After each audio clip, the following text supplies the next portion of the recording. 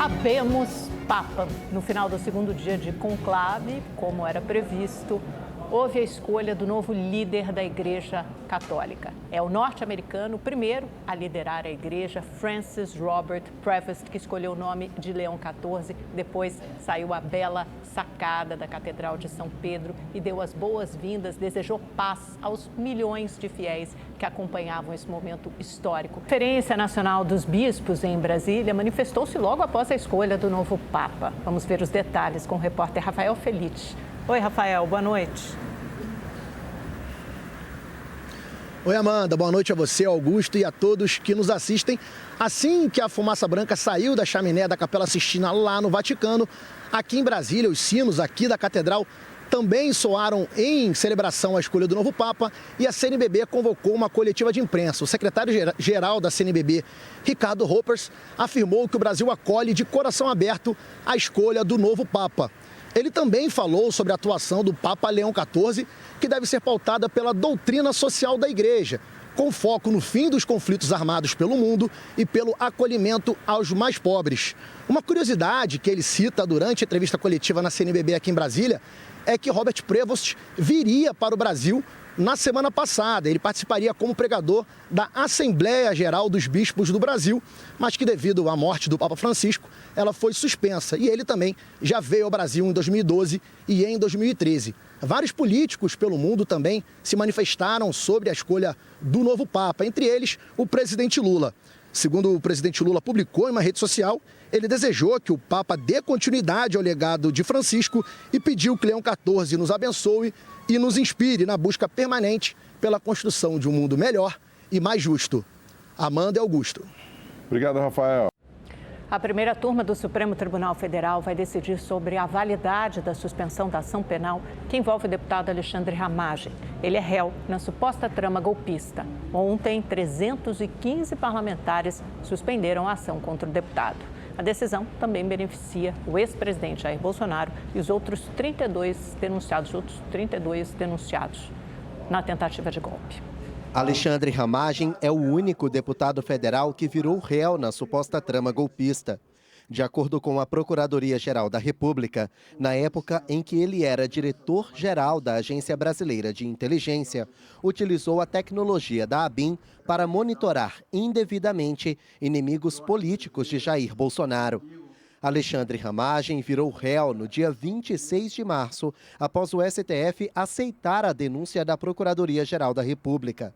Para a PGR, ele cometeu 5 crimes: abolição violenta do Estado Democrático de Direito, tentativa de golpe de Estado, organização criminosa armada, dano qualificado e deterioração do patrimônio. Ontem, a Câmara dos Deputados suspendeu a ação penal que Ramagem responde no STF. A decisão também beneficia o ex-presidente Jair Bolsonaro e foi aprovada com 315 votos a favor. A maioria se baseia num trecho da Constituição que diz que o parlamentar só pode responder a uma ação penal por crimes cometidos enquanto ele não for diplomado. Mas a diplomação do parlamentar foi feita em dezembro de 2022, ou seja, antes dos ataques antidemocráticos de 8 de janeiro de 2023. A análise no plenário gerou embates. O Ministério Público tinha a oportunidade de, sabendo que ele era deputado, sabendo que ele estava no núcleo principal, segundo a denúncia, poderia ter o cuidado de fazer uma denúncia em apartado. Não, colocou todos no mesmo vagão do trem. Quem votar nesse negócio, nesse projeto de resolução, está construindo, jogando no lixo sua história. Imunidade parlamentar não se estende ao corréu sem essa prerrogativa. Esse relatório não podia ser apresentado. É rasgar a Constituição. Esta especialista em direito constitucional contesta a decisão da Câmara. Os poderes são autônomos. O Supremo não tem o dever de acatar. Inclusive, ele pode julgar essa decisão absolutamente inconstitucional, simplesmente ignorar. Lembrando que os únicos que podem dizer se uma decisão é ou não constitucional aqui no Brasil é o Supremo Tribunal Federal. Apesar de a constitucionalidade da decisão da Câmara ser questionada, especialistas acreditam que os parlamentares deixaram uma mensagem clara ao Supremo. Existe maioria de votos em plenário para derrubar decisões do Poder Judiciário e boa parte dos deputados está disposta a bater de frente com ministros da Corte. Essa função penal do Supremo Tribunal Federal, ela acaba sendo também uma válvula de escape da própria democracia, porque ela serve como um equilíbrio entre o Congresso Nacional e o Supremo Tribunal Federal. No programa É Notícia desta noite, a jornalista Beatriz Bula conversa com Isaac Sidney, presidente da Federação Brasileira de Bancos, a FEBRABAN. Na entrevista, Sidney disse que o Banco Central tem acertado para tentar manter a inflação dentro da meta. A minha impressão é que o Banco Central acertou. Eu não estou aqui me referindo necessariamente no aumento da taxa em 0,50, mas acertou em passar uma mensagem de que é preciso entender a conjuntura. Há muita incerteza inclusive vindo de fora, do cenário externo, do cenário global. Há incertezas domésticas, com riscos locais. A inflação é uma dessas incertezas. O ponto fiscal é outra que a gente pode conversar também daqui a pouco. E o Banco Central, ele realmente agora chegou no nível de juros, que é o nível que sacrifica a economia. Ele diz no comunicado que esse patamar vai ficar por um período significativamente prolongado para fazer com que essa inflação possa convergir.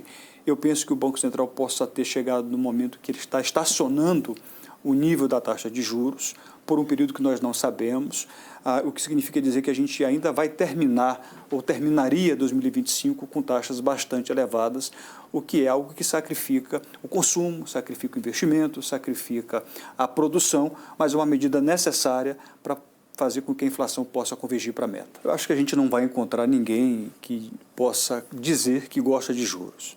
Eu tenho dito isso com alguma recorrência, que os bancos não só não gostam, como não precisam de juros altos. Isaac Sidney diz que nenhum governo quer mais inflação e que o presidente Lula tem uma visão clara para equilibrar as contas. O Banco Central tem um trabalho inafastável. Se porventura o governo viesse a tentar pressionar o Banco Central, é como se o governo dissesse: eu quero mais inflação. Eu acho que nenhum governo quer mais inflação. Então seria um erro e eu não acredito que o presidente Lula faria isso. Eu acho que ele tem uma visão clara do que precisa ser feito para equilibrar as contas. Ele já governou o Brasil 2 vezes, ele sabe da necessidade de fazer com que as contas públicas se encaixem. Para o presidente da FEBRABAN, as fraudes descobertas no INSS precisam ser combatidas, os responsáveis punidos e os aposentados ressarcidos.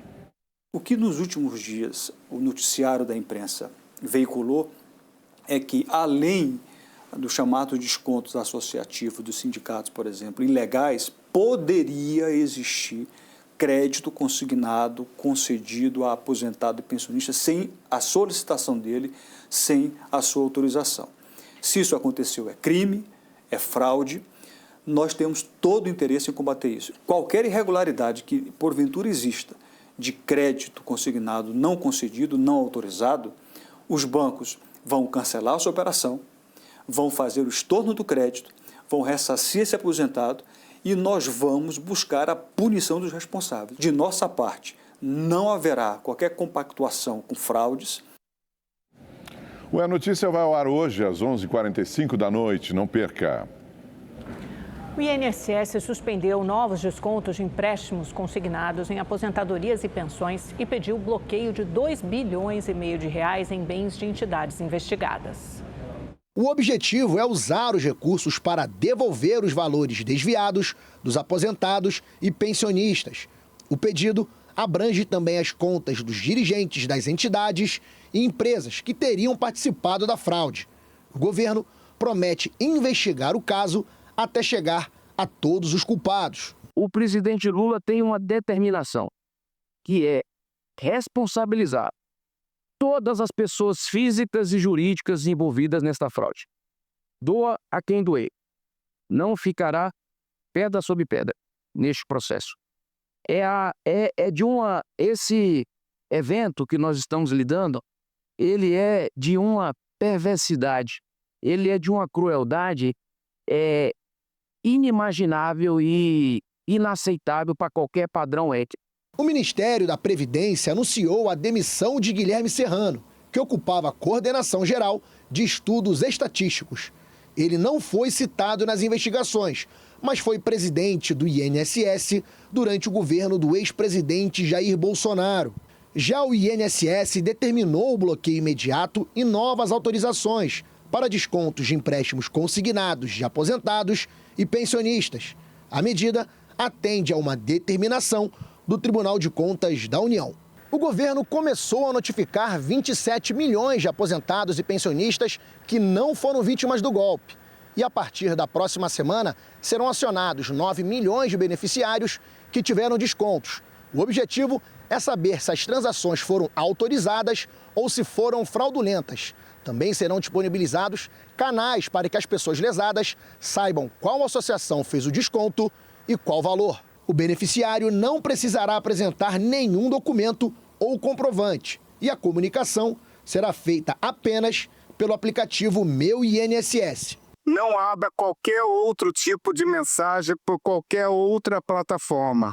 A única plataforma que está informando hoje o nosso brasileiro é a plataforma Meu INSS por meio de uma mensagem oficial. Outro ponto importante a ser esclarecido. Estão dizendo por aí que tem mais de 90 bilhões de reais de fraude. Isso não é verdade. O valor se refere ao total de consignados feitos no país em 2023. Consignados são empréstimos que as pessoas contraem com os bancos. Isso não tem nada a ver com as investigações. O governador do Rio Grande do Sul, Eduardo Leite, oficializou sua saída do PSDB e anunciou que vai se filiar nesta sexta-feira ao Partido Social Democrático, PSD, de Gilberto Kassab. Leite deixa o Partido Social da Democracia Brasileira após 24 anos de filiação. Em nota divulgada à imprensa, Eduardo Leite disse que a mudança não foi uma decisão simples e que foi tomada por causa das atuais circunstâncias no cenário político e eleitoral. Dados divulgados hoje pelo IBGE mostram que a desigualdade de renda chegou ao menor nível desde 2012. Programas sociais como Bolsa Família garantiram esse equilíbrio. A pesquisa Rendimento de Todas as Fontes revelou que em 2024, o valor do rendimento médio de programas sociais do governo foi de R$ 836, o maior desde 2012. E, ao mesmo tempo, observa-se uma melhoria na distribuição de renda, nesse período. Tanto o índice de Gini, que é um índice clássico de desigualdade de renda, atingiu o mínimo da série histórica, apontando uma menor desigualdade, quanto a relação entre o rendimento médio do 1% da população com maior rendimento em relação aos 40% de menor rendimento. E o ano de 2024, o mercado de trabalho foi um mercado dinâmico, a população ocupada. Os dados da pesquisa mostram ainda que os programas sociais garantem rendimentos a 9,2% da população, o que equivale a mais de 20 milhões de pessoas. E a família Alves é um exemplo disso. O valor da Bolsa Família está R$ 1.060. Eu consigo pagar o aluguel, que está em 650, e consigo pagar uma conta de água, uma conta de luz. E o que sobra a gente vai conseguindo comprar alguma coisa para comer. Quando esse dinheiro vai para a base da pirâmide, vai para os brasileiros mais pobres, eles gastam o dinheiro aonde? No pequeno varejo do seu bairro. No pequeno varejo do bairro gera mais empregos e pede mais produtos para a indústria. Então você começa a ter um círculo virtuoso do crescimento econômico do Brasil, onde o dinheiro que é dado para os mais pobres acaba por alimentar o restante da economia brasileira. No ano passado, o rendimento mensal domiciliar por pessoa chegou ao maior valor da série histórica, iniciada em 2012, R$ 2.020, o que representa uma alta de 4,7% quando comparado com 2023. E o cenário deve se manter em alta ao longo de 2025. O Brasil vive o pleno emprego. Nós não temos nenhum indicador que o desemprego vai chegar tão cedo no nosso país. Temos uma política real de salário mínimo e uma política de reajuste do Bolsa Família. Esses fatores não vão mudar a curto prazo. Isso significa que provavelmente voltaremos a ter em 2025 algum crescimento econômico na população brasileira. O IBGE lançou um novo mapa mundi invertido, olha só. Com a nova projeção cartográfica, o Brasil aparece bem no centro. Já as nações do hemisfério sul ocupam a parte superior do globo. A novidade busca ressaltar a posição atual de liderança do Brasil em importantes fóruns internacionais como o BRICS, Mercosul e a COP30, que será em novembro deste ano no Pará. Na Bahia, 19 cidades estão em situação de emergência por causa das fortes chuvas. Em Salvador, já choveu o volume esperado para todo o mês de maio. A capital baiana registrou hoje cerca de 110 ocorrências. Entre elas, ameaças de desabamentos e deslizamentos de terra. Em Morro de São Paulo, a 64 quilômetros de Salvador, alguns estabelecimentos foram interditados pela Defesa Civil. O cheio de lama, né? E aqui foi interditado. O rio Joanes, que divide os municípios de Camaçari e Lauro de Freitas, transbordou e várias famílias ficaram ilhadas. Seu João teve a casa invadida pela água. A casa alagou toda, já 3 dias com a casa alagada, inundou tudo, perdemos tudo dentro de casa, colchão, geladeira, fogão, perdemos tudo. A previsão é de mais chuvas para os próximos dias. Estamos de volta trazendo a previsão do tempo para todo o Brasil com o Igor Silveira. Boa noite para você, Igor. E a sexta-feira, como é que fica? Vamos lá, boa noite, Augusto, boa noite, Amanda. Boa noite para você que está em casa. A sexta-feira vai ser marcada com bastante instabilidade em grande parte do país, principalmente no sul.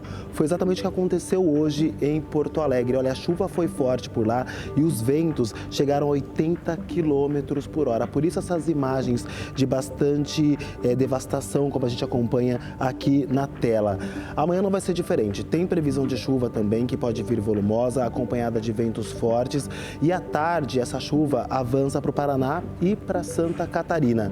Na capital paulista, o tempo ainda fica quente e abafado, com os termômetros marcando 31 de máxima. Já no sábado, a mesma temperatura, só que já tem previsão de chuva entre a tarde e a noite. Por isso que no domingo, a máxima não passa dos 19 graus. Na segunda-feira, 21 graus de máxima. A próxima semana não será com temperaturas altas. No Rio de Janeiro, os termômetros alcançam 35 graus, por lá não tem previsão de chuva.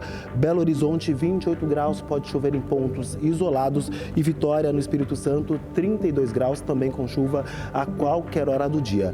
Agora, no Nordeste, a instabilidade continua, principalmente na Bahia e em todo o litoral, como a gente acompanha aqui no mapa. Nessa área aqui no centro da região Nordeste também chove, só que de forma em pontos isolados. Já na região Norte, também tem previsão de chuva a qualquer hora do dia, só que essa chuva vem com mais volume em pontos do Amazonas e também em Roraima.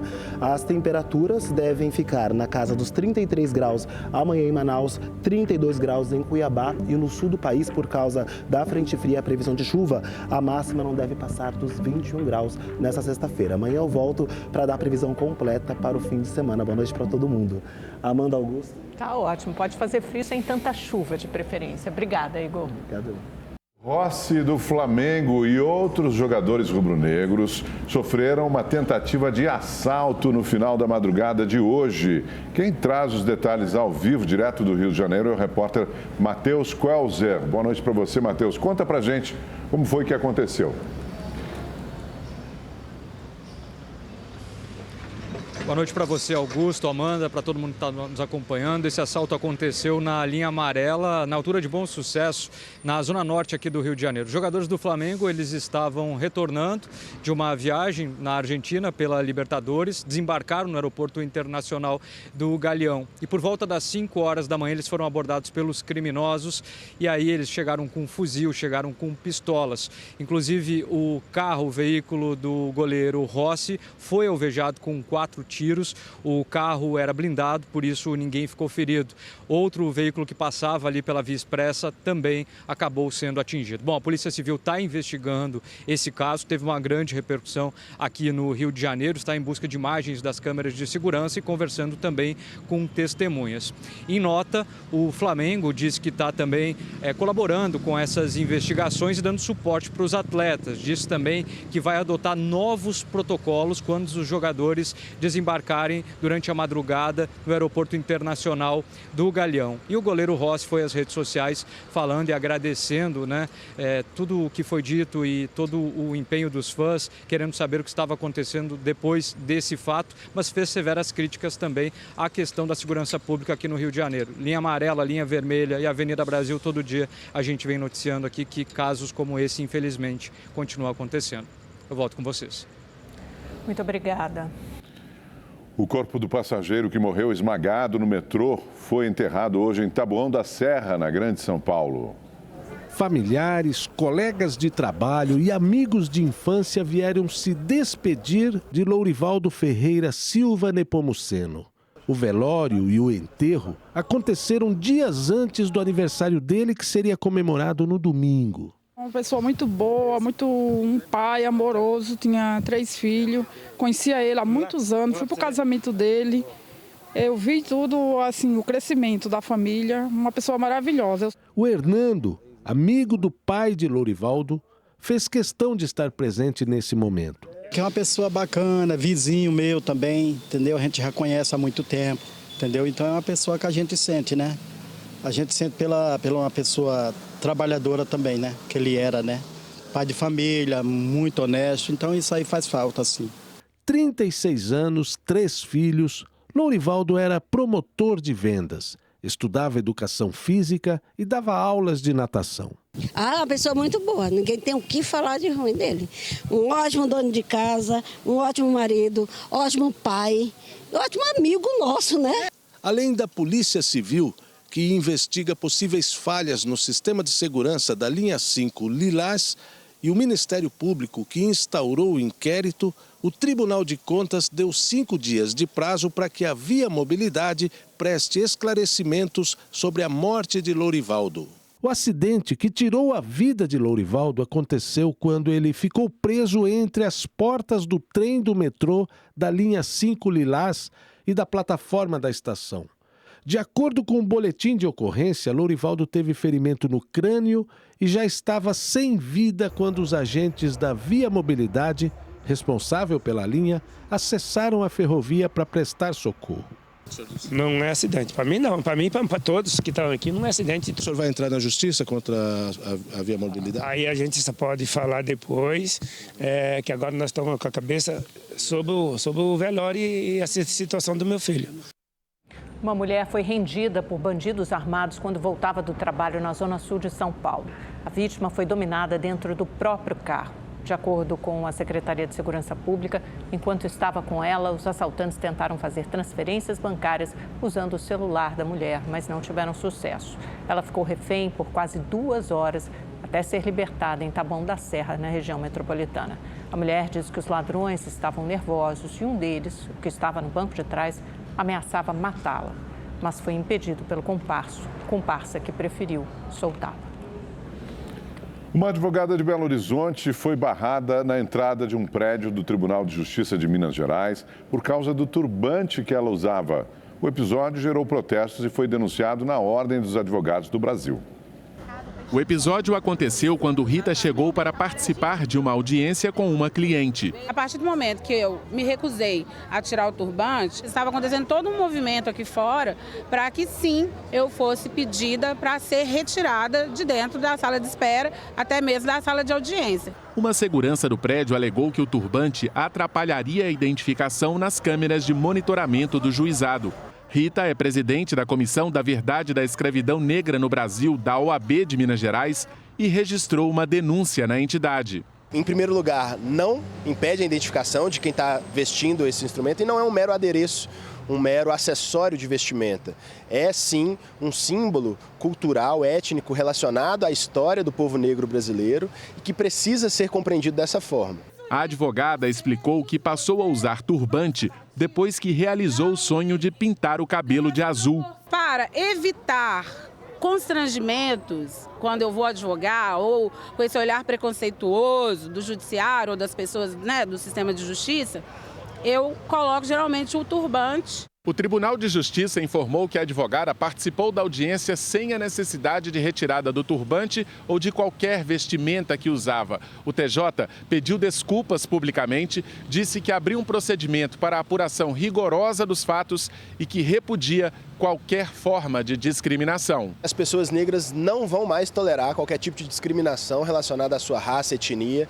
E hoje tem sim, graças ao bom trabalho realizado por séculos, condições de enfrentar isso. Um ato público na entrada do juizado criminal protestou contra a situação denunciada pela advogada. Tira a mão do meu turbante! Tira a mão do meu turbante! De acordo com os organizadores, o episódio evidencia o racismo estrutural que persiste nas instituições e na sociedade, tentando controlar e silenciar corpos negros, especialmente quando ocupam espaços de poder. Eu posso estar de cabelo azul, de dread, amarelo, vermelho. Eu vou continuar chegando nos espaços sendo uma mulher negra com uma carteira da OAB. Preconceito não dá, né, gente? É o fim. O presidente do Supremo Tribunal Federal, ministro Luiz Roberto Barroso, homologou o acordo que amplia o uso obrigatório de câmeras corporais por policiais militares em São Paulo. O acordo foi realizado em uma audiência de conciliação que contou com a mediação do próprio STF e prevê a liberação das câmeras apenas quando acionadas intencionalmente. O aumento de equipamentos de 12 para 15 mil e também a proibição de desligamento durante ocorrências. E uma última notícia, a primeira turma do Supremo Tribunal Federal marcou para amanhã o início do julgamento da ação sobre a suspensão da ação penal que envolve o deputado Alexandre Ramagem. A suspensão foi aprovada ontem à noite pela Câmara dos Deputados. O julgamento vai ser em plenário virtual, onde os ministros registram o voto no sistema eletrônico sem debate. A votação vai até o dia 13 de maio.